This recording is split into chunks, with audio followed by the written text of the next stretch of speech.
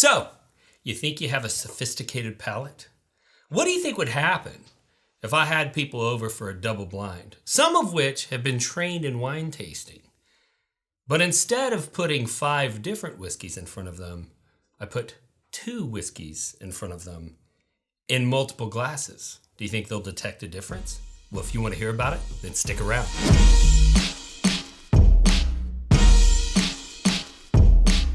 All right, so before we get started, we should probably introduce our guests. So sound off from this end. Russell Hall. And I'm Seth Hall. And what are y'all's relation? That's my kid. Oh, nice. Son. Awesome. Raise him right. Alex Shaw. And you all are members of Someone Say Whiskey, Sir. which is where I coordinate people to come over to my house and drink whenever we're doing blinds.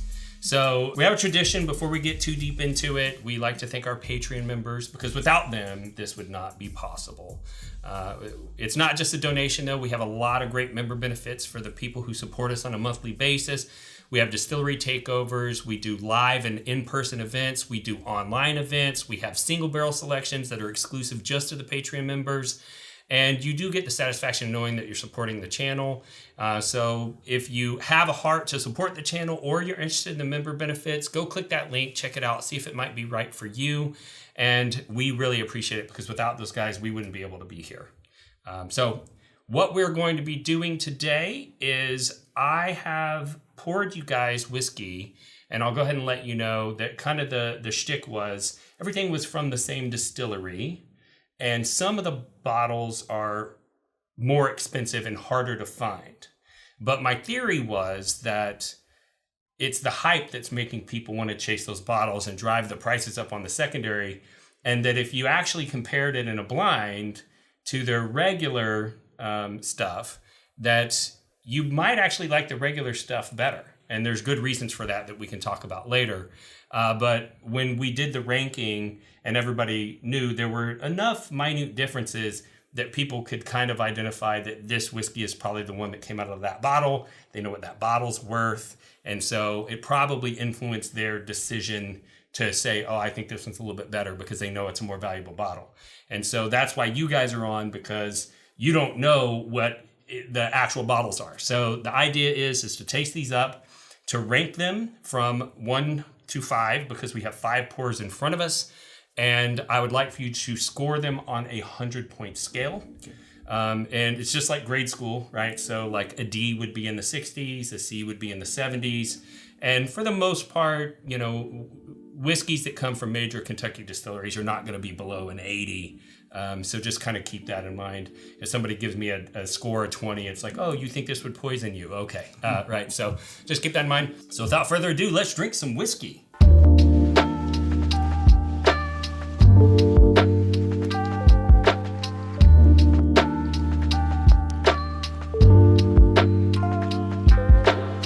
Four is a lot lighter than 1 through 3. Just soft on the palate, a little bit sweeter. Even on the nose is a little bit sweeter too. On the second pass, one a little sweeter than I thought the first time. Probably because I've got more mouth coat going on. Okay. So I'm picking up things slightly different. Which one was sweeter? One. On the revisit, not the first time. I'm over here trying to place if I've had any of these at all, and if I have, then it's just gonna blow my mind. Really? Yeah, I don't know. Tastes familiar? It's a little surprising. Some of these are not like. It is gonna be surprising if I have a majority of these on my bar. It'll be kind of funny, but yeah, 4 is. In my head, I'm trying to figure out which distillery it is. It's I'm good no fruit notes at all. So that makes me wonder. You know, what is? I don't think it's Russell's or Turkey. I No. don't think it's Weller. It's not sweet enough to be Weller. No. Weed, and it's not.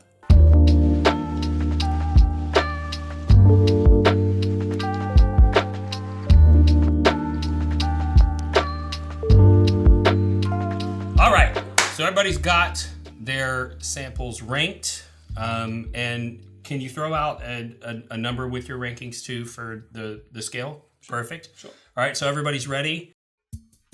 I knew I was a bigger Bourbon Real Talk fan than you. How do you know that? Well, because I don't just use a prideful goat Glen. I got a official Bourbon Real Talk tumbler. Oh, yeah? Yeah. Well, I got this Bourbon Real Talk lanyard to carry my whiskey glass in. Oh, well, speaking of whiskey glasses, do you have one of these? No, I don't. Rocks Glass. Oh, yeah? Yep, official. Well, I love my wife, and I bought her this official Whiskey Wife flask from Bourbon Real Talk. Well, that's cute and everything, but I got my wife one of these. Oh, yeah? Yeah, Well, you can just add your own liquor, and it's an actual cocktail right there in a jar. Me and my wife like to make cocktails, so we got this simple syrup off Oh, the do website. you? Yeah. Okay. Well, do you and your wife have one of these? This is an official sticker. You can only get these on the website. No, but I do have these official coasters that have the Bourbon Real Talk logo on them, and I'm representing. Well, while you're representing those little coasters of yours, I've got an aroma kit. Do you? Yeah, so I can smell literally everything in bourbon. Everything. Well, I don't have that, but I do have this sample box that I keep all my samples in because I'm part of the community and I share samples. Yeah, but do you have Glen toppers that are officially Bourbon Real Talk? I don't have that, but I do have this large whiskey carrying case for my glasses so that I don't break them. See, I knew you had that. That's why I have this, the smaller version, okay? It packs more easily into your suitcase. I don't have to mess with that big old thing, okay? Suitcase, that's for lamos. Check this thing out. I have a Bourbon Real Talk bottle carrying bag. You can't beat that. I don't know if I can because... And on top of that, I have a Bourbon Real Talk t-shirt. I'm the bigger fan. Oh, I can beat that. Is it extra schmedium? No, I don't have an extra medium. Ha! Extra schmedium. You might be the bigger fan. You win. I knew it. So whether you're a Bourbon Real Talk superfan or simply looking for quality whiskey swag, head over to bourbonrealtalk.com today. For the sample that's on our far left, you at home, your far right, we're going to call this number 1. What place out of 5 did that one get? For me, that was 5th. 5th place. And you? 5th. 5th place. For me, it was number 4. Number 4. Okay, that was. And how would you rate it on a scale of 0 to 100? Probably gonna give it like an 82. 82, so low B. How about you? I give it an 85. 85, okay. For me, it was actually like a 78. 78, okay, so love below an 80, okay. For the second sample, what place did it rank for you? Number 2 for me. Number 2, okay. And for you, it was? About 3. 3rd place, Yeah. okay, yeah, I see that. 1, 2, 3, got it. And what place was it? Number It was 2 for number me. 2, and score on 100-point scale. 88. 88, About an 89.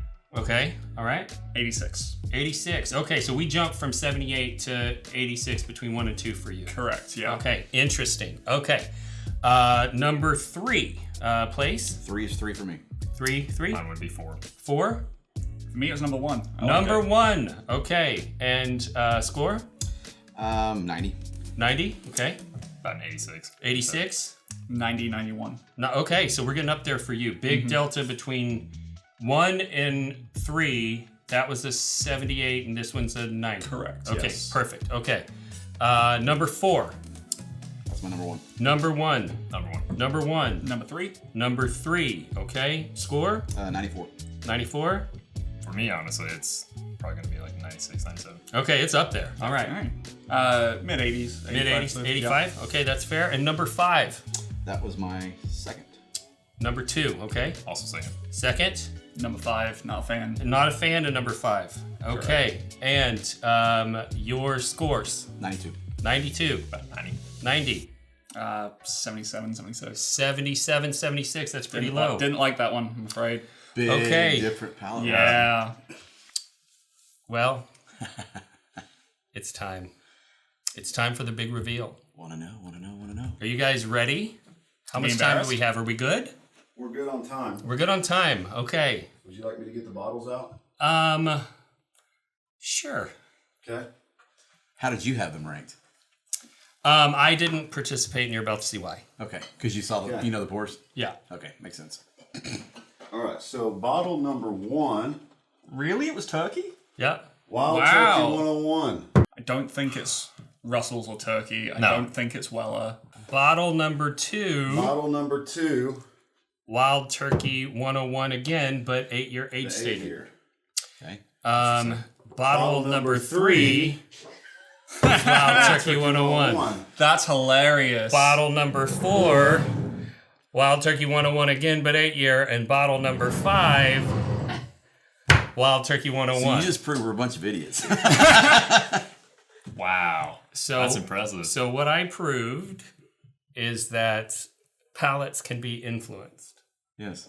And cool. when you're in a tasting situation and somebody says, this one tastes creamy, this one tastes sweet, this one is like this or that, people start tasting that and they believe it. To the extent that he had the same whiskey ranked 90 points, 76 points. Yep. And I forget what you said. 78. 78. 90, 76, So and I would 78. only buy the 90 if I were See, you. at least you were under 80 with most of yours, though. So Right, that's right. that's a fair. What's really funny though, and to prove this point, as soon as you said 3 was a little bit sweeter, I Immediately got it, needed and a I was sweet- like, I like sweet bourbon, and this is the one that I'm getting sweet off of, and I bumped it. Like, yeah, it's a really good That proof is of concept. wild. So that was interesting.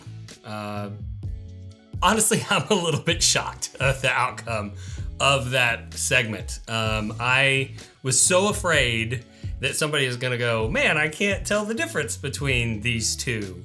But as you could see, when people were encouraged that this one tastes sweet, this one tastes creamy, blah, blah, blah, they got very different results. Same whiskey in 3 different glasses, same whiskey in 2 different glasses, drastically different ratings based on what people said around them. And that is the point. And that is a beautiful thing and a little bit of a scary thing. If you go out and you start chasing super highly sought after bottles, they are going to taste great to you because in your mind, you think that expensive bottles taste good. But the good news is that you can recreate that experience with a cheap bottle of whiskey. Something that tastes good, but isn't hard to find. And you can get together with other individuals and have an amazing time. And that was the point of this. So I apologize to all my guests that I tricked. Just so you know, I've offered that they have a pour of anything on my back bar, including the epic bottles that they were hoping that they were going to be tasting as a recompense for having tricked them. But the reality is your palate, as well as my palate, is extremely influenced by those individuals around us. So let that be a lesson to you. You can have a great drinking experience without chasing the expensive or highly sought after stuff. So if this is your first time to watch our channel, we'd like to thank you for the view and let you know a little bit about our show philosophy. And we're all about bringing people together around bourbon. And the reason why that's personally important to me is because I lost a loved one to suicide. And after his death and talking with his friends, I realized that he had started to lose his social connections. And so I wanted to find a way to bring people together. And I saw that bourbon does that better than anything else I've ever seen. It will bring people together, even people that have different ideological views that would normally not make friendships naturally with one another. And so I figure if I can get you connected to the whiskey will do the rest of the job and get you connected to others. And so that's part of the reason why I started this podcast. And it's also why we started Bourbon Real Talk Community. If you're going to connect, you need a forum. And a lot of the forums out there are filled with negativity and hate. And that's there because of the trolls. So we created Bourbon Real Talk Community, which is troll free and you don't have to worry about that. But those haters taught me something else. And that is that if a stranger can hate you online, there's nothing that keeps me from loving you online. And that's why I end every episode the same way. And that's this. If you woke up this morning and you're unsure whether or not anyone loved you, just know that I love you. And I'll see you next time on Bourbon Real Talk.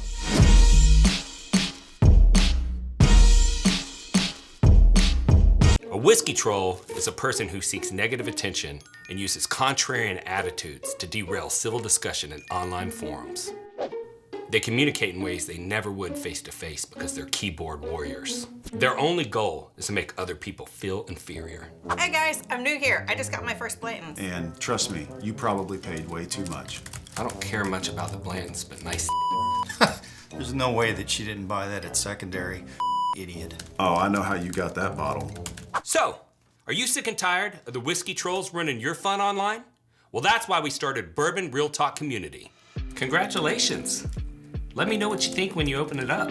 Hey, welcome to the group. Let me send you over a sample of Blanton's Gold and Straight from the Barrel. See how you like those. I remember back to my first bottle of Blanton's. It was the birthday to my son, and we enjoy it every year on his birthday. Congrats. So if you're looking to connect with some people online who aren't, head over to facebook.com and join Bourbon Real Talk community today.